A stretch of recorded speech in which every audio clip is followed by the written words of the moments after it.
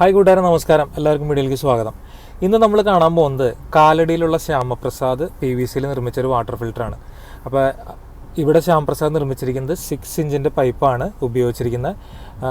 ഈ filter fit ചെയ്തിരിക്കുന്നത് first ഫ്ലോറിലാണ്. അപ്പോൾ ആൾക്ക് അവിടെ ഗ്രൗണ്ട് ഫ്ലോറും ഫസ്റ്റ് ഫ്ലോറിലൊക്കെ നല്ല രീതിയിൽ പ്രഷർ കിട്ടുന്നുണ്ട്, പിന്നെ നല്ല റിസൾട്ടും കിട്ടിയിട്ടുണ്ട്. അപ്പോൾ വീഡിയോയിലേക്ക് പോകുന്നതിന് മുമ്പ് നിങ്ങൾ ഈ വീഡിയോ അല്ലെങ്കിൽ ഇതുപോലത്തെ യൂട്യൂബിലെ വീഡിയോസ് കണ്ടിട്ട് ഒരു ഫിൽറ്റർ നിർമ്മിക്കാൻ ഉദ്ദേശിക്കുന്നുണ്ടെങ്കിൽ ശ്രദ്ധിക്കേണ്ട 2-3 കാര്യങ്ങൾ പറഞ്ഞുതരാം.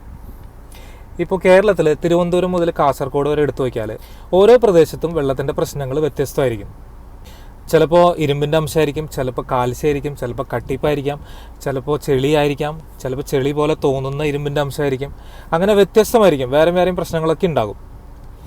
അപ്പോൾ ഇനി ഇതിൻ്റെ ഒരു ഉദാഹരണം പറഞ്ഞാൽ, നിങ്ങളുടെ വെള്ളത്തിൻ്റെ പ്രശ്നം ചിലപ്പോൾ യഥാർത്ഥത്തിൽ ഇരുമ്പിൻ്റെ അംശമായിരിക്കും, പക്ഷേ ഇരുമ്പിൻ്റെ ചുകയുണ്ടാവില്ല, ചെളിയുടെ കളർ പോലെ ഇരിക്കും. അപ്പോൾ ഇതെങ്ങനെ അറിയാമെന്ന് പറഞ്ഞു കഴിഞ്ഞാൽ, നിങ്ങൾ ആ വെള്ളം എടുത്തിട്ട് ഒരു 1 ലിറ്ററിൻ്റെ 2 ലിറ്ററിൻ്റെ ഒരു കുപ്പിയിൽ എടുത്തു വയ്ക്കുക. എന്നിട്ട് ഒരു 4 മുതൽ 8 മണിക്കൂറിന് ശേഷം അതൊന്ന് ഒബ്സർവ് ചെയ്യുക. ചിലപ്പോൾ ഒരു 24 മണിക്കൂർ വരെ എടുക്കുകയായിരിക്കും. അതിന് ശേഷം ആയാലും നോക്കുമ്പോൾ അത് ചെളിയാണെങ്കിൽ അത് കുപ്പിയുടെ ബോട്ടമിൽ അത് ഊറി അടിഞ്ഞിട്ടുണ്ടാവും. അപ്പം അങ്ങനെയാണെങ്കിൽ നിങ്ങൾക്ക് ഈ രീതിയിലുള്ള PVC-യിൽ സാൻഡ് ഫിൽറ്ററിലേക്ക് പോയാൽ നല്ല റിസൾട്ട് ഉണ്ടാവും. അപ്പോൾ അത് ഊറുന്നില്ല, അത് അങ്ങനെ തന്നെയാണെന്നുണ്ടെങ്കിൽ മിക്കവാറും അത് ഇരുമ്പിൻ്റെ അംശമായിരിക്കും. അങ്ങനെയാണെങ്കിൽ ഇതുപോലത്തെ ഫിൽറ്റർ നിങ്ങൾ ഉണ്ടാക്കി വെച്ചാൽ കാര്യമായ റിസൾട്ടൊന്നും ഉണ്ടാകാൻ ചാൻസ് ഇല്ല.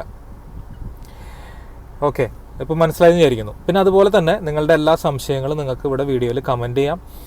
എനിക്കറിയാവുന്ന എല്ലാ കാര്യങ്ങളും ഒരു ഫസ്റ്റ് ലെവൽ സപ്പോർട്ട് എന്ന രീതിയിൽ ഞാൻ എല്ലാവർക്കും ഷെയർ ചെയ്യുന്നുണ്ട്.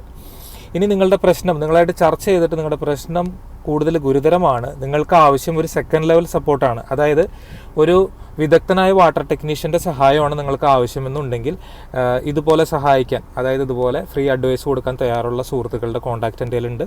അപ്പോൾ ആ കോൺടാക്റ്റ് ഞാൻ നിങ്ങൾക്ക് ഷെയർ ചെയ്ത് തരാം. പിന്നെ അതുപോലെ നിങ്ങളുടെ പ്രശ്നം എന്താണെന്ന് കണ്ടുപിടിക്കണമെങ്കിൽ എന്താ ചെയ്യേണ്ടതെന്ന് പറഞ്ഞാൽ വെള്ളത്തിൻ്റെ TDS പരിശോധിക്കുക, പിന്നെ ഒരു സർക്കാർ അംഗീകൃത ലാബിൽ വെള്ളം പരിശോധിക്കുക. കാരണം പല സ്ഥലങ്ങളിലും പല റിസൾട്ട് ആയിരിക്കും കിട്ടുക. അപ്പോൾ ഒരു അംഗീകൃത ലാബിൽ പരിശോധിക്കുക. അപ്പോൾ നിങ്ങളുടെ വെള്ളത്തിൽ എന്താണ് ഇമ്പ്യൂരിറ്റീസ്, ഏത് മിനറൽസാണ് കൂടുതലെന്ന് നമുക്ക് കണ്ടുപിടിക്കാൻ കഴിയും. അതിനുശേഷം ഒരു വാട്ടർ ടെക്നീഷ്യൻ്റെ സഹായത്തിൽ നമുക്ക് എങ്ങനെയാണ് ഫിൽറ്റർ ഡിസൈൻ ചെയ്യേണ്ടതെന്ന് നമുക്ക് തീരുമാനിക്കാം. അതേപോലെ ഒരു കാര്യം കൂടിയും പറയാം, നിങ്ങൾക്ക് ഒരു വെസൽ ഫിൽറ്റർ വെക്കാനുള്ള സാമ്പത്തിക ഭദ്രത ഉണ്ടെങ്കിൽ തീർച്ചയായും അത് വെക്കുന്നതായിരിക്കും വളരെ നല്ലത്. കാരണം PVC പൈപ്പിൽ എത്ര പെർഫെക്ഷനിൽ ഉണ്ടാക്കിയാലും അതിന് അതിൻ്റേതായ പരിമിതികളുണ്ട്. ആകെയുള്ളൊരു ലാഭം എന്ന് പറഞ്ഞാൽ ഇനീഷ്യൽ ഇൻവെസ്റ്റ്മെൻറ്റ്, പിന്നെ ചെറിയൊരു പൈസയിൽ നമുക്ക് നിർമ്മിക്കാമെന്നാണ്. അപ്പോൾ ഇവിടെ ഇങ്ങനൊരു വീഡിയോ ഞാൻ പോസ്റ്റ് ചെയ്യാനുള്ള കാരണം, ഇത് വെക്കാൻ ബുദ്ധിമുട്ടുള്ള ഒരുപാട് ആളുകളുണ്ട് വെള്ളത്തിന് പ്രശ്നം അനുഭവിച്ചിട്ട്. അപ്പോൾ അത്തരക്കാർക്ക് ചെറിയൊരു സംഖ്യ മുടക്കിയിട്ട് ഇതുപോലെ ഒരു ഫിൽറ്റർ വെച്ചാൽ വളരെ ഉപകാരപ്രദമായിരിക്കും. പിന്നെ അതുപോലെ തന്നെ ഇനി വെള്ളത്തിൻ്റെ പ്രശ്നങ്ങൾ എന്തൊക്കെയാണ്, ഓരോ ജില്ല തിരിച്ച് എന്താണ് പ്രശ്നങ്ങൾ, അതുപോലെ ഫിൽറ്ററിൽ ഉപയോഗിക്കുന്ന മീഡിയംസ് എന്തൊക്കെ, അതിൻ്റെ പ്രവർത്തനങ്ങൾ എന്തൊക്കെയാണ്, വിവരങ്ങൾ, ഇങ്ങനെയുള്ള കാര്യങ്ങളെക്കുറിച്ചൊക്കെ വിശദമായൊരു വീഡിയോ അടുത്ത് തന്നെ ചെയ്യുന്നുണ്ട്. അപ്പോൾ നമുക്ക് ശ്യാമപ്രസാദ് PVC പൈപ്പിൽ നിർമ്മിച്ച ഫിൽറ്റർ കണ്ടുനോക്കാം. ഇതാണ് നമ്മുടെ ഫിൽറ്റർ. ഇതിനകത്ത് നമ്മൾ മെയിനായിട്ട് നിറച്ചിരിക്കുന്നത് ആദ്യം താഴത്ത് നമ്മുടെ ഇഷ്ടിക, അതിൻ്റെ മുകളിൽ വെള്ളാരങ്കല്ല്, പിന്നെ അതിൻ്റെ മുകളിൽ ചിരട്ടക്കരി, പിന്നെ മണൽ. നമ്മൾ ഏകദേശം ഈ വലിപ്പം വരെയൊക്കെയാണ് നമ്മൾ ഇതിനകത്ത് നിറച്ചിട്ടുള്ളത്. 1 അടിയോളം മുകളിൽ ഗ്യാപ്പ് വെള്ളം ഫില്ല് ചെയ്യാനിട്ടിട്ടുണ്ട്.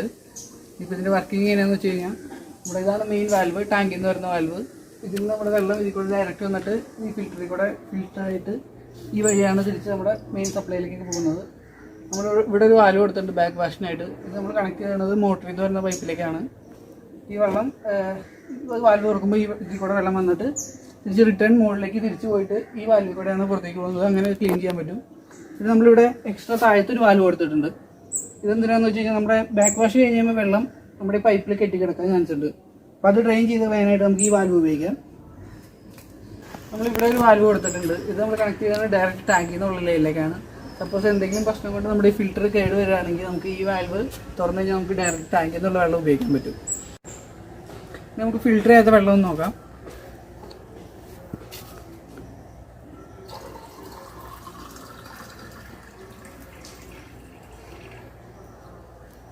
ഇതാണ് നമ്മൾ ഫിൽറ്റർ ചെയ്യാത്ത വെള്ളം. ഈ ഫിൽറ്റർ ചെയ്ത വെള്ളം ഞാൻ കാണിച്ചു തരാം.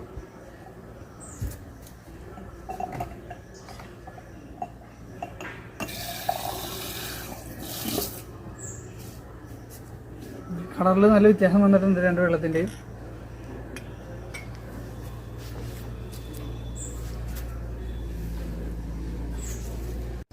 ഇതാണ് നമ്മുടെ ഫിൽറ്റർ. നമ്മുടെ പാടത്തിൻ്റെ സൈഡിലുള്ള വീടായതുകൊണ്ട് ഒരുപാട് ചെളിയൊക്കെ ഉണ്ട് വെള്ളത്തിൽ. അപ്പോൾ ഈ ഫിൽറ്റർ വെച്ചതോടുകൂടി നമ്മുടെ ചെളിയൊക്കെ കുറേ മാറി കിട്ടിയിട്ടുണ്ട്, വെള്ളത്തിലൊരു വ്യത്യാസം വന്നിട്ടുണ്ട്. ഇത് മൊത്തം ചെയ്യാനായിട്ട് എനിക്കൊരു 3000 രൂപ അടുത്താണ് വന്നത്. അപ്പോൾ കൂട്ടുകാരെ, വീഡിയോ കണ്ടല്ലോ. നിങ്ങളുടെ അഭിപ്രായങ്ങളും നിർദ്ദേശങ്ങളും അതുപോലെ നിങ്ങളുടെ സംശയങ്ങളൊക്കെ വീഡിയോയിൽ കമൻറ്റ് ചെയ്യുക.